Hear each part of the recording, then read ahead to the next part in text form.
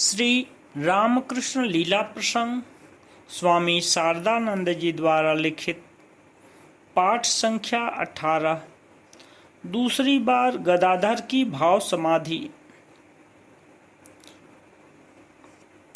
उस समय की अन्य एक घटना से भी श्रीमती चंद्रा देवी गदाधर के लिए अत्यंत चिंतित हुई थीं। लोगों की इस प्रकार धारणा हुई थी कि वह घटना आकस्मिक है, किंतु यह निश्चित है कि बालक की भाव प्रवणता तथा चिंताशीलता की वृद्धि ही उसके घटित होने का मुख्य कारण थी। कामारपुकुर से लगभग 1 कोस उत्तर में अवस्थित आनूड नामक गांव की सुप्रसिद्ध श्री विशालाक्षी देवी के दर्शन के लिए जाते समय एक दिन मार्ग में वह मूर्छित हो गया। धर्मदास लाहा जी की पवित्र चरित्रशालिनी पुत्री श्रीमती प्रसन्नबेई ने उस दिन यह अनुभव किया था कि भावुकता के कारण ही बालक को मूर्छा हुई है, किंतु चंद्रा देवी उस बात पर विश्वास न कर वायु रोग अथवा अन्य किसी कारण से ऐसा हुआ है ऐसा मानकर चिंतित हुई। पर बालक ने इस बार भी पहले की भांति यही कहा कि देवी का चिंतन करता हुआ उसका मन उनके श्रीपाद पद्मों में लीन हो जाने के कारण ही उसकी वह अवस्था हुई थी। गदाधर के मित्र गया विष्णु। इस प्रकार 2 वर्ष से कुछ अधिक समय बीत जाने पर बालक क्रमशः पिता के अभाव को भूलकर दैनिक जीवन में सुख दुख में मग्न रहने लगा। गदाधर के पितृबंधु श्री धर्मदास लाहा जी की चर्चा हम इससे पहले कर चुके हैं। उनके पुत्र गया विष्णु के साथ बालक का उस समय सौहार्द स्थापित हो चुका था। एक साथ पढ़ने लिखने तथा उठने बैठने के कारण दोनों परस्पर आकृष्ट होकर क्रमशः आपस में वे एक दूसरे को मित्र कहकर संबोधन करने लगे तथा प्रतिदिन अधिकांश समय एक साथ रहने लगे। पड़ोस की महिलाएं जब गदाधर को पहले की तरह स्नेहपूर्वक अपने घर बुलाती तथा भोजन कराती थीं, उस समय अपने मित्र को साथ लिए बिना वह नहीं जाता था। बालक की धाय लुहार पुत्री धनी मिठाई लड्डू आदि अत्यंत यत्नपूर्वक तैयार कर जब उसे उपहार देती थी, तब अपने मित्र को उसका अंश दिए बिना वह कभी भी भोजन नहीं करता था। यह कहने की आवश्यकता नहीं कि इन दोनों बालकों की इस प्रकार की मित्रता को देखकर श्री धर्मदास जी तथा गदाधर के अभिभावक वर्ग अत्यंत आनंदित हुए थे। अस्तु। गदाधर के यज्ञोपवीत का वृत्तांत। गदाधर का 9वां वर्ष समाप्त होने जा रहा है। यह देखकर श्री राम कुमार जी उसके यज्ञोपवीत का आयोजन करने लगे। लुहार पुत्री धनी ने कुछ काल पूर्व किसी समय बालक से यह प्रार्थना की थी कि यज्ञोपवीत के समय सर्वप्रथम वह उसकी भिक्षा को स्वीकार कर उसे मातृ संबोधन से कृतार्थ करे। उसके अकृत्रिम स्नेह से मुग्ध होकर बालक ने भी उनकी अभिलाषा को पूर्ण करना स्वीकार किया था। बालक की बात पर विश्वास स्थापन कर निर्धन धनी तभी से यथासंभव धन संग्रह तथा संचय कर अत्यंत आग्रह के साथ उस समय की प्रतीक्षा कर रही थी। उस समय को उपस्थित देखकर गदाधर ने अपने अग्रज से वह बात निवेदित की, किंतु उनके वंश में कभी इस प्रकार की प्रथा प्रचलित न रहने के कारण श्री राम कुमार जी ने उसमें आपत्ति की। बालक भी अपने वचन को स्मरण कर उस विषय में जिद करने लगा। उसने कहा कि ऐसा न करने से उसे सत्यभंग के अपराध में अपराधी होना पड़ेगा तथा झूठ बोलने वाले व्यक्ति ब्राह्मणोचित यज्ञ सूत्र धारण करने के कभी भी अधिकारी नहीं हो सकते। यज्ञोपवीत का काल सन्निकट देखकर पहले ही से सब कुछ आयोजन किया जा चुका था। बालक की उस जिद से वह कार्य प्रायः स्थगित होने की स्थिति पर पहुंचा। क्रमशः यह बात श्री धर्मदास लाहाजी के कान में पहुंची। तब दोनों पक्ष के विवाद को मिटाने में प्रवृत्त हो उन्होंने श्री राम कुमार जी से कहा कि उनके वंश में इससे पहले उस प्रकार का कोई कार्य न होने पर भी अन्यत्र अनेक सद्ब्राह्मण परिवार में ऐसी प्रथा देखी जाती है। अतः उससे जब उनकी निंदा होने की कोई संभावना नहीं है, तब बालक के संतोष तथा शांति के लिए ऐसा करने में कोई दोष नहीं है। प्रवीण पितृसुहृद धर्मदास जी के कथनानुसार तब रामकुमार जी आदि किसी ने उस विषय में और कोई आपत्ति नहीं की तथा गदाधर अत्यंत आनंदित हो यथाविधि यज्ञोपवीत धारण कर ब्राह्मणोचित संध्या वंदनादि करने लगा। लुहार पुत्री धनी भी बालक के साथ उस प्रकार का संबंध स्थापित कर अपने जीवन को धन्य समझने लगी। इसके कुछ ही दिन बाद बालक ने 10वें वर्ष में पदार्पण किया। पंडित सभा में गदाधर के द्वारा प्रश्न का समाधान। यज्ञोपवीत के कुछ दिन उपरांत किसी घटना से गदाधर की असाधारण दिव्य प्रतिभा का परिचय पाकर गांव के लोग अत्यंत विस्मित हुए। गांव के जमींदार लाहा बाबुओं के घर में श्राद्ध के किसी विशेष अवसर पर पंडित सभा का एक महान आयोजन किया गया था और पंडित वर्ग धर्म विषय किसी जटिल प्रश्न के संबंध में शास्त्रार्थ कर कोई मीमांसा नहीं कर पा रहे थे।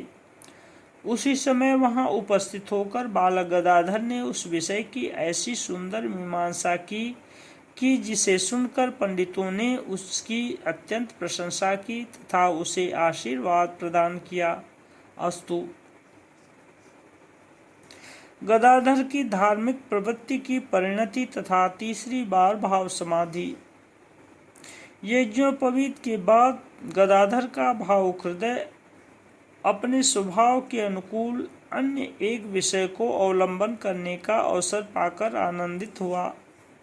उनके पिताजी को स्वप्न में दर्शन देकर जागृत विग्रह श्री रघुवीर जी कैसे कामारपुकुर के मकान में उपस्थित हुए थे। उनके शुभागमन के दिन से लक्ष्मी जला की छोटी सी जमीन में पर्याप्त मात्रा में धान की उपज से किस प्रकार घर का अभाव दूर हुआ था तथा करुणामयी चंद्रा देवी अतिथि अभ्यागतों को भी नित्य प्रति अन्नदान करने में समर्थ हुई थी। इन सब बातों को सुनकर बालक पहले से ही गृह देवता को विशेष भक्ति तथा श्रद्धा से की दृष्टि से देखता था। उस देवता का स्पर्श तथा पूजन करने का उस समय अधिकार मिलने के कारण बालक का हृदय नवीन अनुराग से परिपूर्ण हो उठा। संध्या वंदनादि करने के पश्चात वह प्रतिदिन उनके पूजन तथा ध्यान में पर्याप्त समय व्यतीत करने लगा और जिससे वे प्रसन्न हो उसके पिताजी की तरह उसे भी समय समय पर दर्शन तथा आदेश प्रदान कर कृतार्थ करें। एतदर्थ अत्यंत निष्ठा तथा भक्ति के साथ उनकी सेवा में वह संलग्न हुआ। इसके साथ ही साथ श्री रामेश्वर शिव तथा श्री शीतला माता की भी वह सेवा करने लगा। इस प्रकार की सेवा पूजा का फल भी अविलंब उपस्थित हुआ, क्योंकि इस पूजा में एकाग्रता प्राप्त कर बालक का पवित्र हृदय भी थोड़े ही समय में भाव समाधि या सविकल्प समाधि का अधिकारी बन गया। इस समाधि के सहारे उसके जीवन में समय समय पर नाना प्रकार के दिव्य दर्शन भी होने लगे। इस प्रकार की समाधि तथा दर्शन का प्रथम विकास उस वर्ष शिवरात्रि के अवसर पर उसके जीवन में उपस्थित हुआ था। बालक उस दिन यथारीति उपवासी रहकर विशेष निष्ठा के साथ देवाधिदेव श्री महादेव का पूजन कर रहा था। उसके मित्र गया विष्णु तथा और भी कुछ साथियों ने उस दिन उपवास किया था। एवं यह सुनकर कि पड़ोसी गृहस्थ सीतानाथ पायन महोदय के घर पर शिव जी की महिमा प्रदर्शक नाटक होगा, उसे देख रात्रि जागरण करने का उन लोगों ने निश्चय किया। प्रथम प्रहर का पूजन समाप्त कर गदाधर जिस समय तन्मय होकर बैठा हुआ था, उस समय सहसा उनके साथियों ने आकर उसे यह समाचार दिया कि पायन महोदय के घर पर होने वाले नाटक में शिवजी बनकर उसे कुछ वाक्य कहने पड़ेंगे, क्योंकि उस नाटक मंडली में जो शिवजी बना करता था वह बीमार हो जाने के कारण भूमिका में अवतीर्ण होने में असमर्थ है। इससे पूजन में बाधा उपस्थित होगी। सुनकर बालक ने पहले आपत्ति की, किंतु उसके साथियों ने नहीं माना।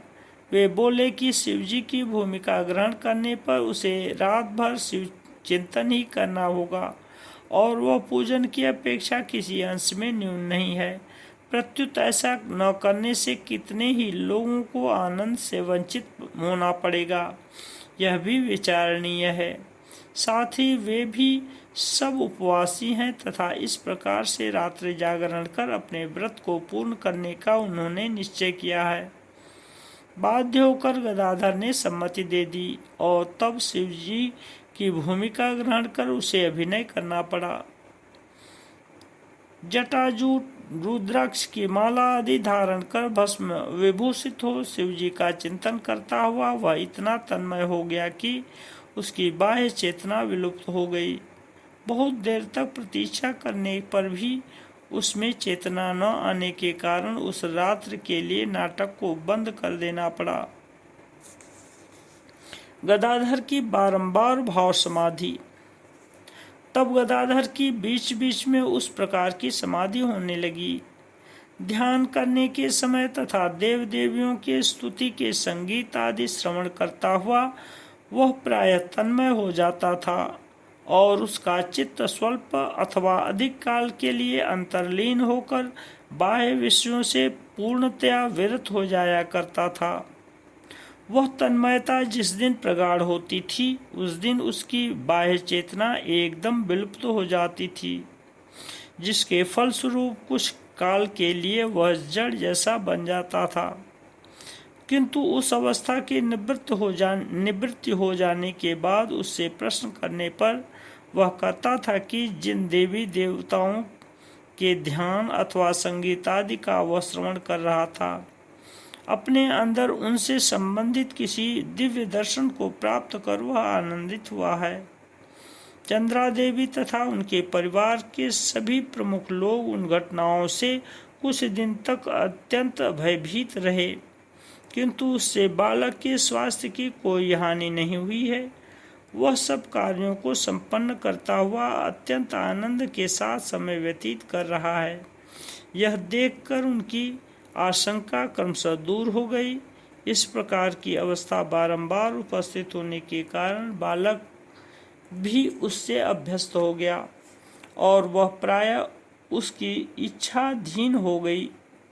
उसके प्रभाव से सूक्ष्म विषयों की ओर उसकी दृष्टि प्रसारित होती गई और देव देवियों के विषय में उसे नाना प्रकार की उपलब्धि होने के कारण वह आनंदित ही होता था, संकित कभी नहीं। अस्तु, बालक की धार्मिक प्रवृत्ति अब दिनों दिन विशेष रूप से बढ़ने लगी और अब गांव में जहाँ कहीं श्री हरि कीर्तन, श्री शिवजी तथा मनसा देवी के उत्सव, धर्मशाला ठाकुर के पूजनादि धार्मिक अनुष्ठान होते थे, वहां उपस्थित होकर उनमें पूर्ण रूप से वह सहयोग देने लगा। बालक का महान तथा उदार धार्मिक भाव उसे विभिन्न देव देवियों के उपासकों के प्रति विद्वेष रहित बनाकर उनके प्रति उसका आकर्षण बढ़ाने लगा।